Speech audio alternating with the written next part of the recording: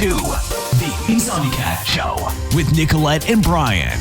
We'll get real deep with you, educating, inspiring, and solving problems with some of the most inspirational humans on the planet. Buckle up and come on the journey. I'm excited.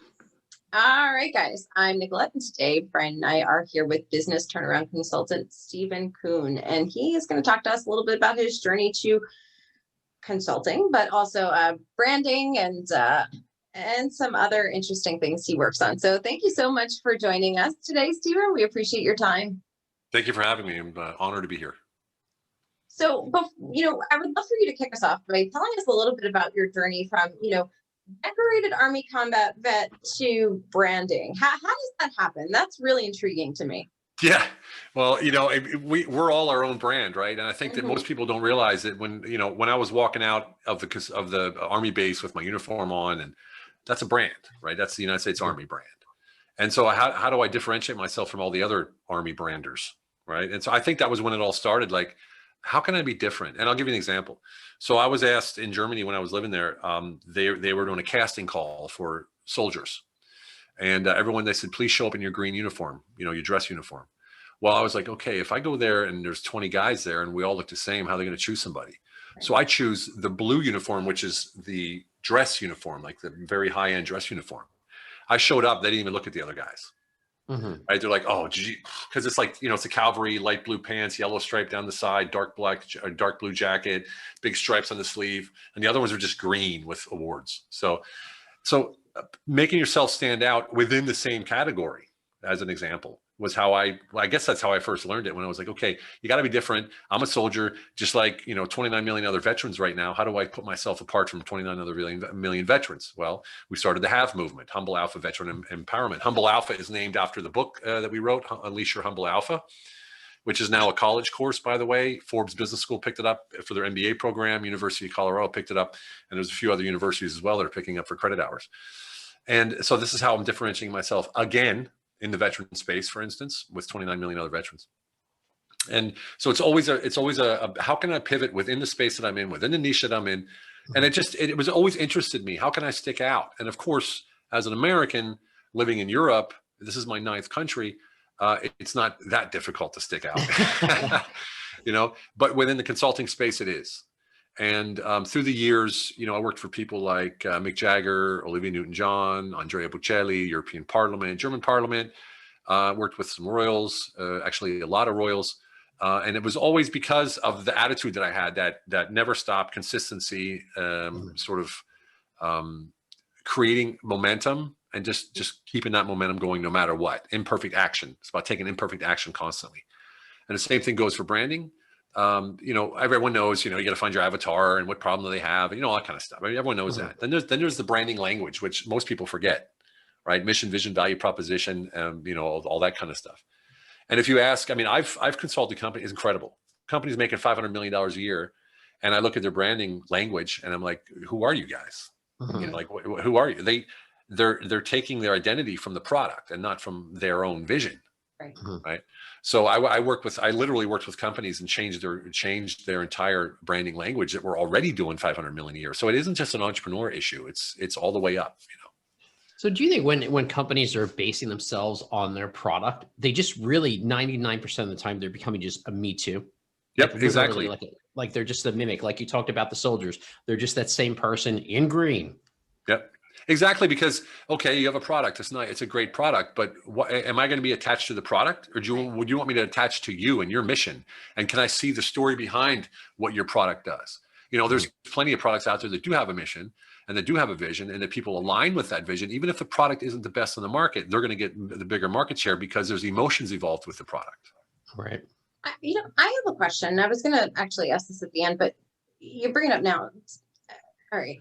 And don't judge me here, but do you even need a good product if you have a good brand? And I know everyone's going to say, well, yeah, if the product is not good, then eventually, right, there will be problems. But I kind of feel like there's a lot of products out there that are hyped up that are just kind of, you can get them somewhere else in generic form, Well, the ones you can get somewhere else that are selling really well have one of two things: either a massive vision or story behind them where people can relate, or they got massive marketing dollars.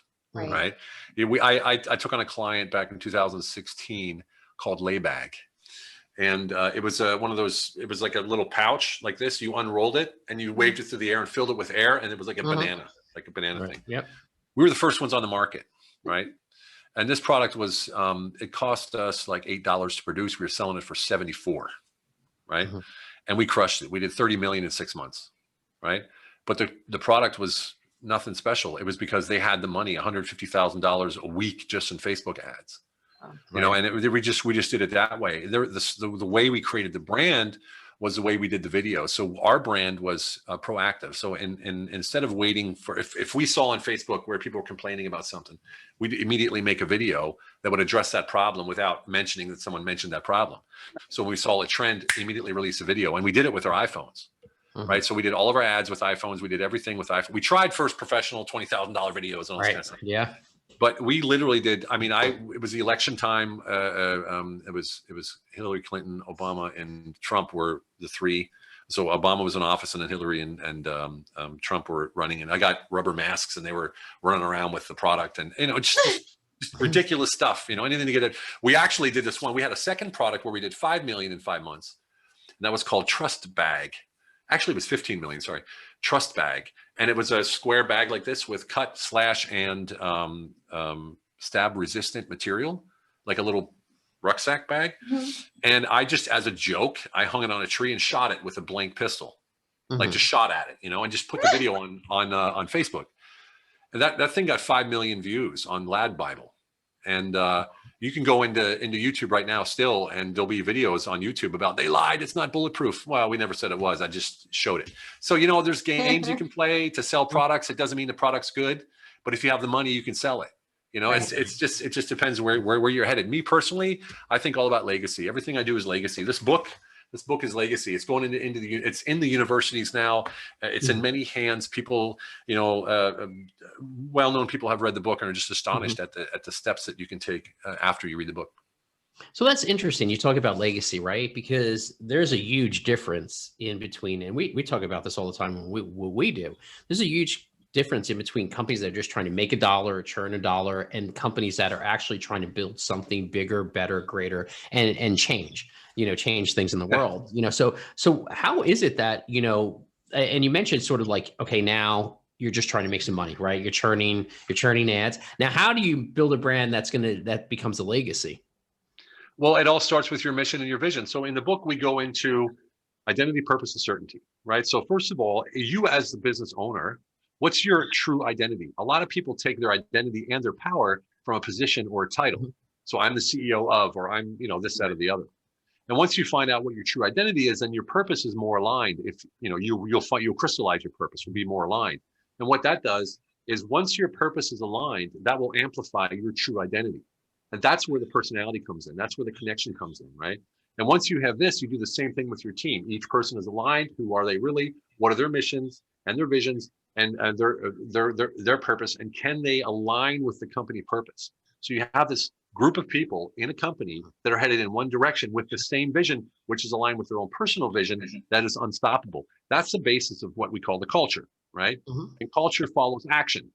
So everyone in that company will be acting upon what their identity and purpose is, creating certainty that the product, the service, or whatever it is, will get to where you're going to go. And here's the cool part. You can let go of the how once you're certain, because the how doesn't even matter. Because as you move forward with this imperfect action, you're creating as you step. Every step you take is creating the path for you through that certainty. So the legacy you create is longevity, right? Legacy basically means longevity. Firing out, Facebook ads with all these, you see it on, I can't even see it anymore.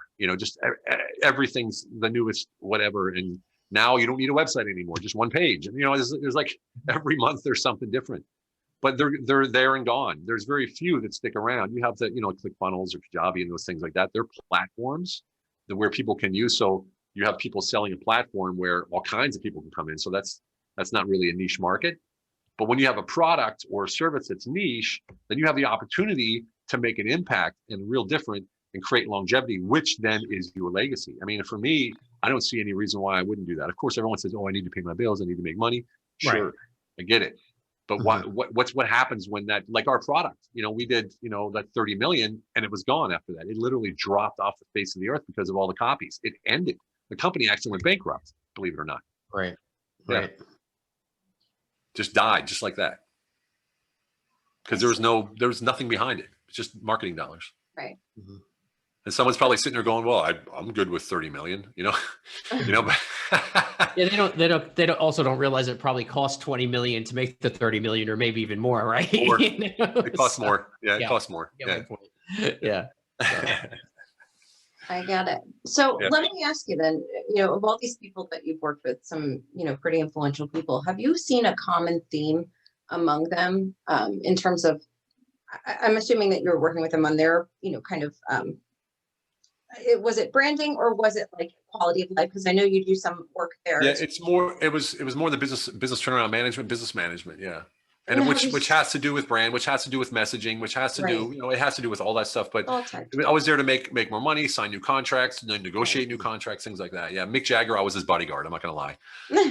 But besides that, everyone else, it was business management. Like Andrea Bocelli, I managed one of his business ventures, and things like that.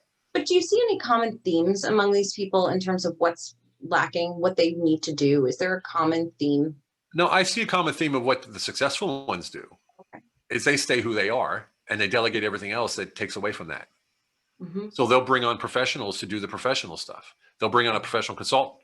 They'll bring on professional marketing teams, and they'll be who they are, and they'll amplify who they really are, who their true identity is, their talent, and their what's the word I'm looking for?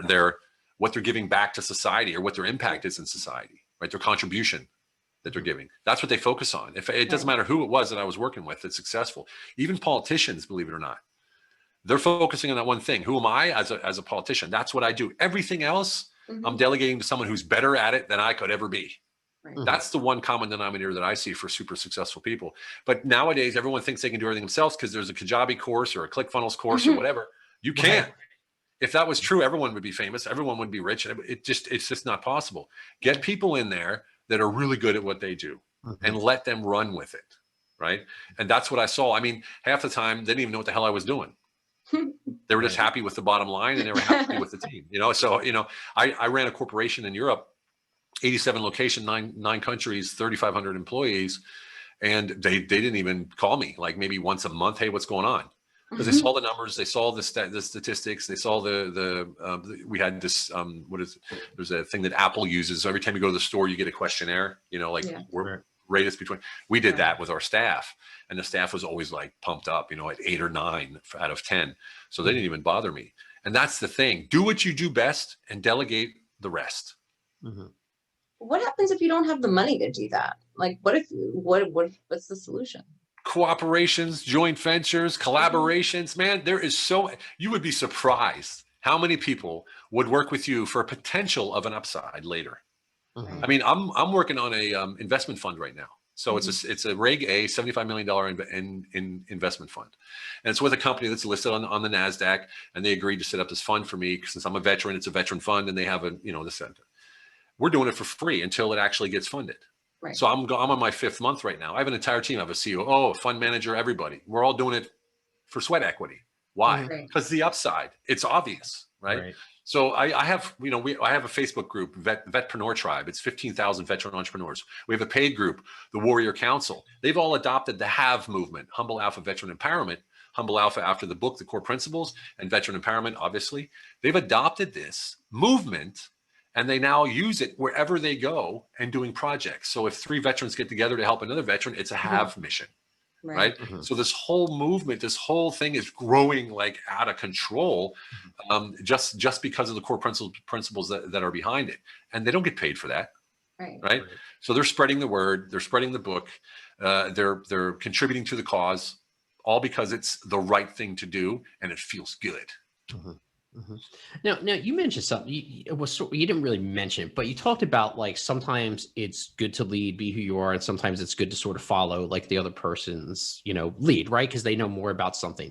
Right. Do you think a lot of that comes from sort of the military mindset? Because there is certain times where you're leading and certain times where you're taking direct orders, and you just go, okay, this is the order that was given to me. Do you think that helps people a lot in success? I think the structure of it does. I think knowing that there's a structure, there's a law of the architect, right?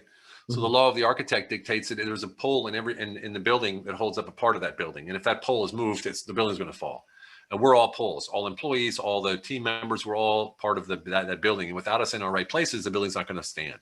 So the law of the architect dictates that you do what you do best and let the other person do what they do best. I have a business partner, a co-author. He's basically a brother. We do retreats together. We just got back from Peru. I don't even really pay attention to what he's doing, and he doesn't really pay attention to what I'm doing in the nitty gritty, but we always come together and speak, and we flow when we talk. Why? Because I have 100% trust in what he does, and I have to. What kind of a business is that if I can't trust my partner? What kind of a business is that if I'm looking over his shoulder, right? So yeah, it's a give and take. Sometimes I might not agree with what he thinks we should do, but that's his part of the building, so he just does it. I do want to, we're coming up on Memorial Day here in the US, and I would like to ask you a question, because I think it's really important to, honor our vets for a second. And, we've talked to a few vets who really struggle when they get out, and I'd like to more than a few, right? But I'd really like to hear from you what you'd say to someone who is about to be discharged right now. Well, the one thing they lose that's the most important that anyone loses not only when they leave the military, but any organization, whether you're a police officer, fireman, even a job where you felt like you belonged, is that bigger mission, something bigger than yourself, right? The belief in something that you're doing something that is greater than you. So I went to war in Iraq. I signed a blank check and I was ready to die. Like, okay, I'm not coming back. I was on the front line. I know I'm not coming back. I was okay with that. Why? Because that was a bigger mission. It filled me with that purpose, right? Of something that I'm leaving a legacy. I'm going to die for my country, which is, now I think about it, ridiculous. But like I don't want to die for, I don't want to die for anybody, But that was the purpose that I had at that time. So when you get out and you lose that, the one thing that not only someone who loses the position or loses the position, but also addicts, the one thing they need is a routine. Right? If you don't have a routine after you've had years and years and years of a daily, hardcore, structured day, and you get out, that's why so many people lose weight or gain weight or they die. I think like 22% of all people who retire from the military die within 5 years. Because they go from doing military, they get up in the morning, they do fitness, and they have a structured day. They know exactly what they have to do. They know when they're going to get paid, when they got to eat, everything. And suddenly it's gone. And so if you don't pick yourself up, and start a morning routine and do all that stuff that everybody talks about, right? Magic mornings and all this kind of stuff. It might sound corny to some people, but man, you need that, especially addicts, especially recovering addicts. They need to have something to occupy themselves and have goals and a vision of where they want to go. Not how, but where they want to go. That's what's missing when someone leaves the military. And a lot of guys get out and they're like, I'm just going to get a job and it'll be cool. And they hate it because there's nothing behind it. So you want to be a postman. That's great. I get to deliver the post every day. Groundhog Day, right? Every day. Where's the purpose? Where's the selflessness, right? Where's that larger meaning in life? And so this is where the nonprofits come in. That's why there's so many, military veteran nonprofits. So many, because they're looking for that bigger vision. Right. That's awesome. Were you going to say something, Bray? No. So, before we let you go, can you tell us a little bit about the book? Yes, of course. Well, the book is it's funny because it took us about a year to write this, and we never thought about writing a book really. And it's based on 5 things. So we have HIT: honesty, integrity, and transparency. That's the core principles of how we live. Honesty with yourself and why you do, say, and think what you do.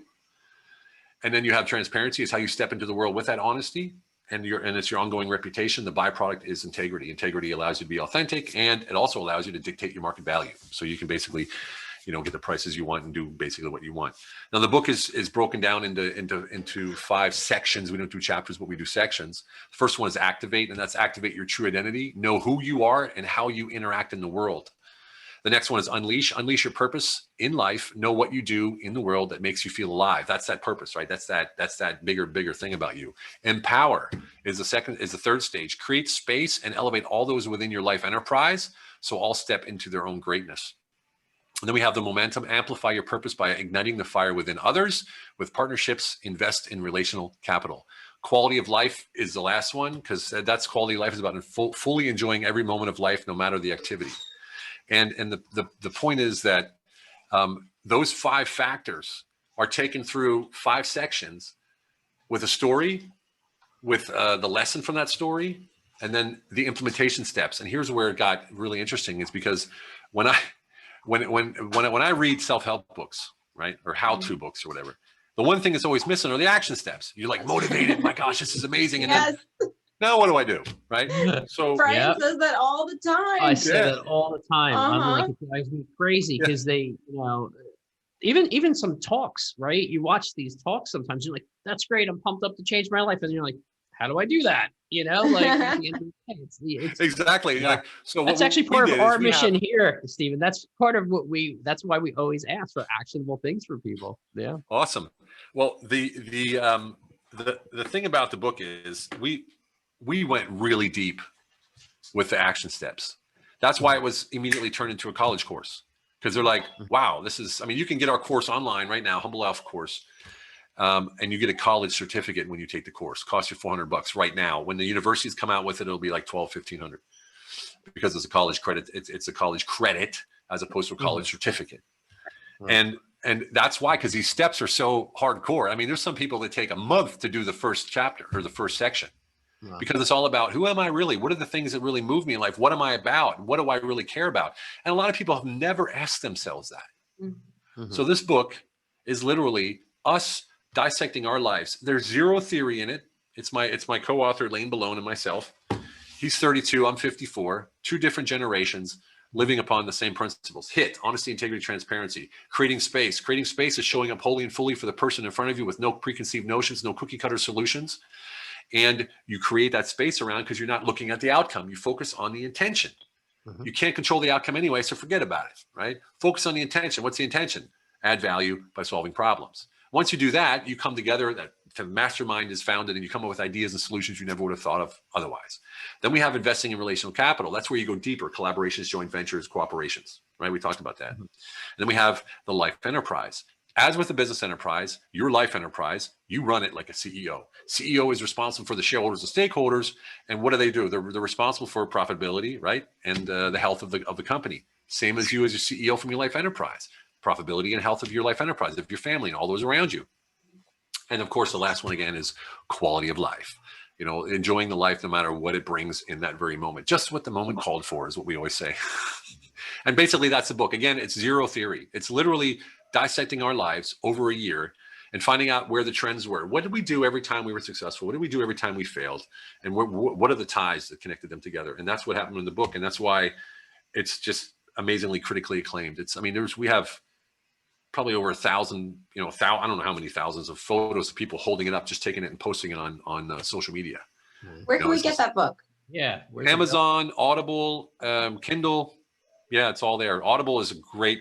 I had 87 auditions for the right voice. That was a long journey, I'll tell you, 87. And we launched it, talk about marketing.